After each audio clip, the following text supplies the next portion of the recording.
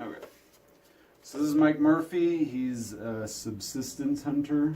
If that sounds right. He's one of the most serious hunters that I've ever met. So, I guess we'll get to it. So, how was hunting introduced to you? Through family, like Like you come Just from like my- a long line of hunters? yeah, or? my uncles, my family that grew up in Montana, they basically did it for income. They were farmers, so they, or not income, but for, hey, we've got to go hunting so we can get fill the freezer. So then they taught my dad, my uncle, my dad's brother. So yeah, just through family stuff, I guess. Yeah. My dad's the one who introduced me to it. So Okay, well, that might have a lot to do with why do you think you're like an authority on hunting? Like, why? I see you as like a hunter who's more involved in hunting than a lot of the other people that I know that hunt. They just have a truck and a gun, you know what I mean? So what makes you different than them? Does that kind of make sense? yeah, I guess, because like I got like Sean, my oldest boy. He can bow hunt because my youngest boy is running cross country, so that's why I took them 2 weeks off. I had to take one bow hunting, one bow hunting's over, so he does rifle hunting. So basically, there's 2 weeks that I take off, and when I was a kid, we took 1 week off, and that's what you lived for. My dad took that week off of vacation in March, and so we basically lived for that week. So we, if my dad worked a little bit of overtime, what do we need? We need anything for hunting? Hey, we probably got to get let's get some more knives. You know, another knife. Let's get a really nice bone saw. Let's do. So you kind of plan for it the whole year. You know, so that's kind of why you're authoritative. You know what you're talking about because it's not like, hey, go down and buy a deer tag and let's go hunting on Saturday. Right. Yeah. You know, we plan this shit out the whole year. I mean, we talk about it 3 nights, 4 nights a week at dinner or whatever. Hey, what do you want to do next year for hunting? Let's do this. Let's Really, do this. like all year? Oh yeah. Oh wow. Let's do this. Let's do that. Well, if we're gonna do that, then we need to let's get this. We probably have to take another horse with us. Let's take another pack mule with us if we're gonna do that or something like that. So yeah, you basically talk about it all the time. So you might already covered this too, but why is hunting important to you? And then also like why do you feel like hunting is or should be important to like all of society? Or do you know things like conservation, how like your hunting tag goes to like the elk refuge or some stuff like that? Yeah. So how do you feel like hunting is important in all of those aspects? I don't. Not. Let's see. You don't hunt. I don't think anybody else in the store hunts. So it's not like the populace that hunts pretty much self-sustains what needs to be done. So when we go elk hunting in our area, it has a feed ground on it. So the state come up with a feed ground stamp. So but if you hunt in an area that has a elk feed ground on it, you have to buy a stamp to hunt in there, and that goes to supply food for the elk that come down in the wintertime for the feed ground. Well, do you know of anything locally that like goes to There's like that foundations. Seaskadee Yeah, I think that's kind of Wildlife like Refuge? because you got like the Mule Deer Foundation, the Muley Fanatic Foundation that started here in Rock Springs. Okay. But I think they, well, because now you're gonna cross the line into government stuff because they should have part of the say in it because they're game wardens, Forest Service, blah blah blah. They should help out just as much as anybody else. But as far as because I don't give any money to the Mule Deer Foundation, I don't go down there and buy a $100 dinner plate and just sit there. They give away great prizes and stuff like that, but I figure with me buying my license, feed ground, conservation, you have to, I don't care if you fish, hunt, go rabbit hunt, whatever, if you're out in the field with hunting or fishing, you have to have what's called a conservation stamp. And so that goes in for that. conservation. Whether I guess it's, hey, we need to do some burns or something like that or whatever. So, but I think it doesn't need to be important to you. I don't care if you hunt. I don't care if anybody else goes hunting, because the people that do it on a regular basis pretty much help themselves, help ourselves. Okay. Yeah. That was really good. What resources do you get from hunting? Like, obviously meat. Right. And does that mean you like what you focus on? Or do you get anything else? Or? No, that's all we just go. We don't. There's no money in the hide anymore, so it's not like you can bring it down and take it to Rock Springs Hide and Fur, and they'd pay you for it. They don't do that no more. And I'm sure there's some place that these now. That's a resource, because that right there, I think, say they're selling elk antlers for $20 a pound. Well, that's, I don't know, say it's 15 pounds. Well, better do the math, you know. That's why there's actually shed hunters out there. If this fell off, because an elk will, elk, deer, moose, they lose these every year, and it's called shedding your antlers. Well, at a certain day, I think it's March 1st or April 1st or something, you can actually go out in the hills, and it's called shed hunting.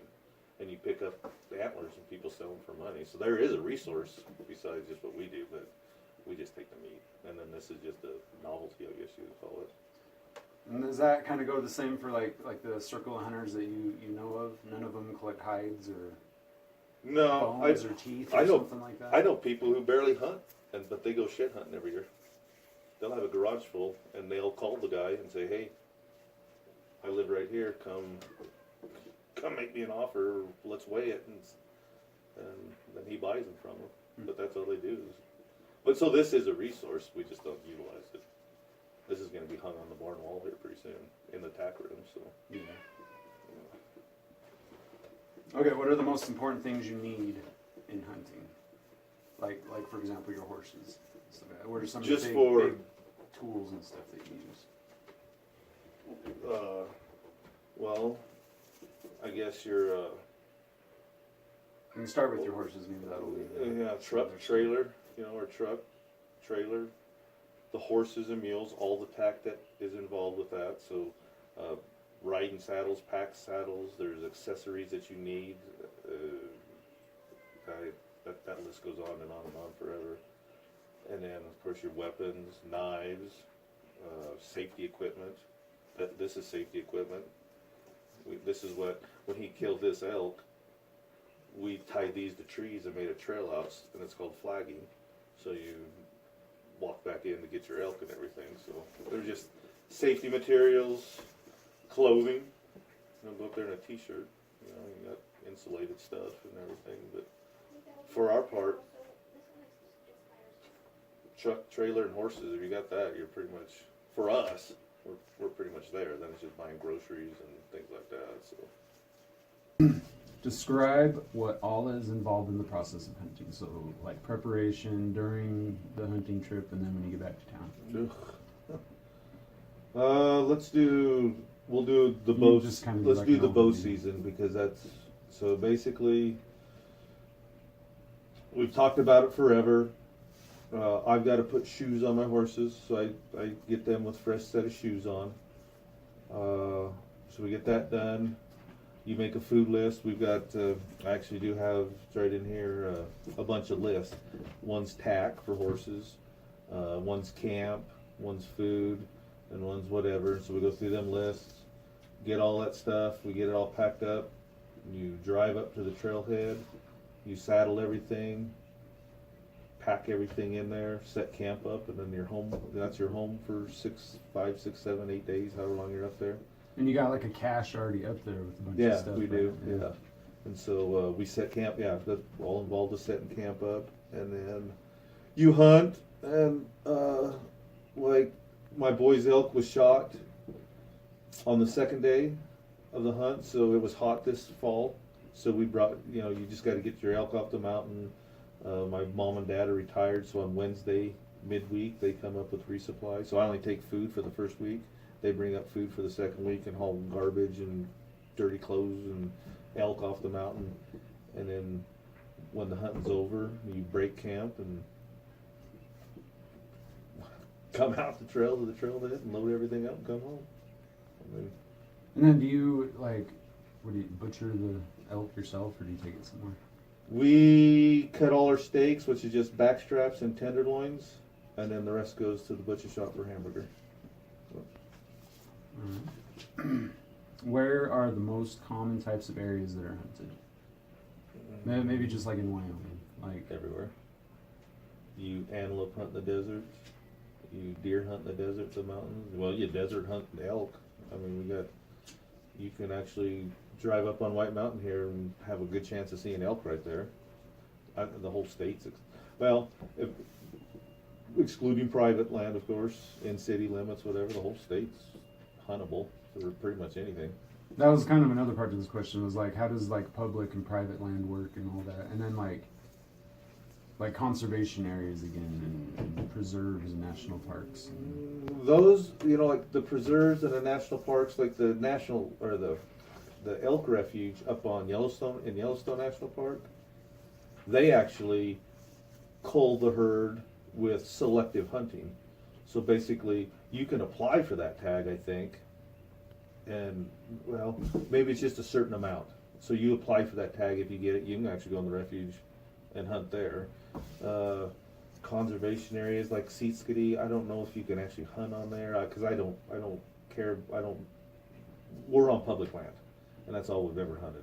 But if you get into national forest, instead of BLM or Forest Service land, if you get on national forest, there's a lot more different rules that you gotta abide by, but you can still hunt it, like no motorized vehicles, lot of rules for livestock in national forest.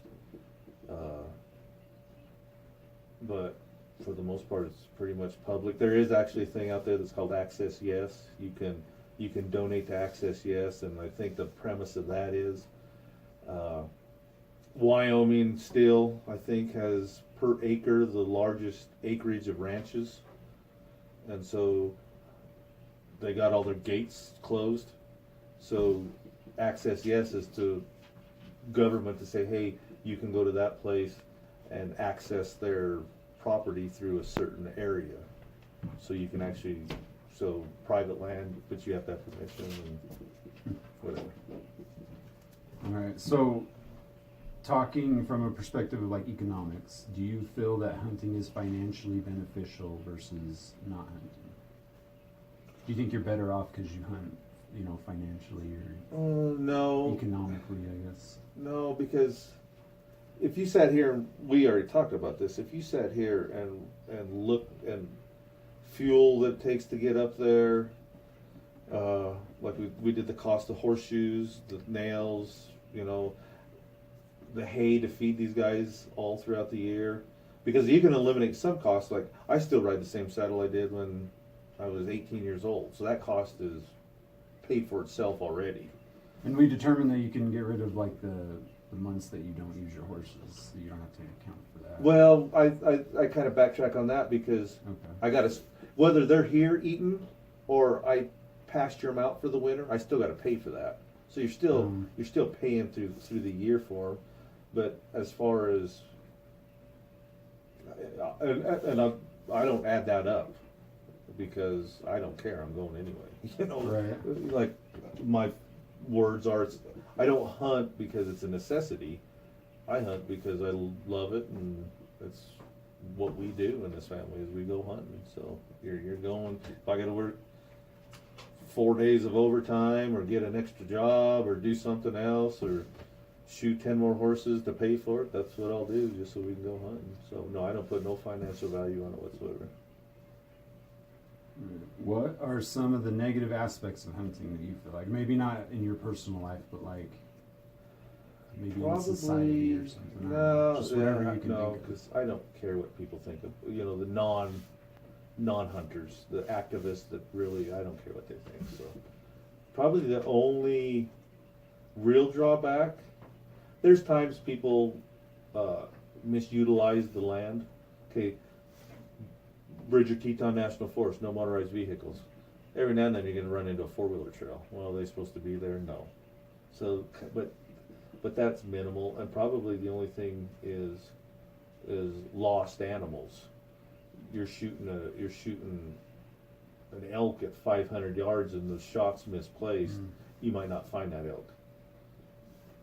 A bow and arrow, you're that far off in one direction, you could kill it, but if you're that far off in another direction, you might not ever find that thing. And you know, because you're on a blood trail, you know that elk's gonna die 5 days from now, but you'll never, you know. So that's probably the worst thing, is all the stories you hear of animals getting away.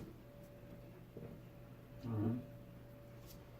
What would you like to see with hunting in the future, as far as things like regulation, public opinion, or like your family, your children? If you could do something to the world of hunting,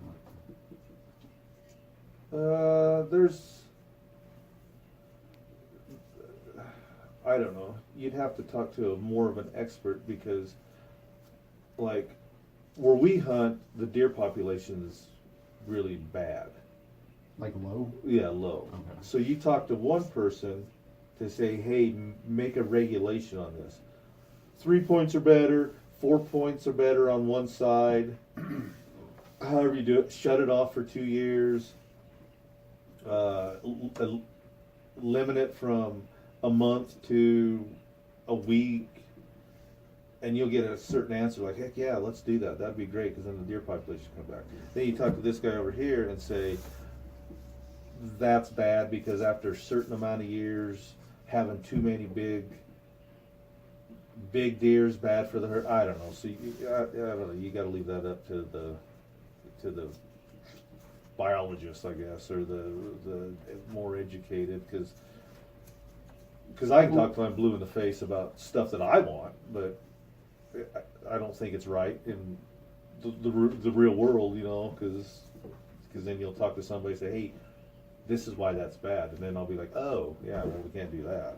Well, how about, here's like a more general question then. Do you feel like that there should be more involvement like that, like regulations, or do you think No, there I should think be they're less? all working. I think they're Okay. working their tail off to try to maintain it. Because if they weren't, me, my best friend who elk hunts, we would get on their butt. If I went up to my elk area and the census went from 2,900 elk to 400 elk, you know, yeah, all hell would break loose. So you see a definite benefit in having them be involved, like the Oh yeah, government yeah, and stuff like yeah, that. yeah. Okay. For the most part, yeah. But yeah, for the most part. All right. Yeah. All right. Well, that was all my questions. So I All right, really good deal. appreciate your time. Thank you. No problem.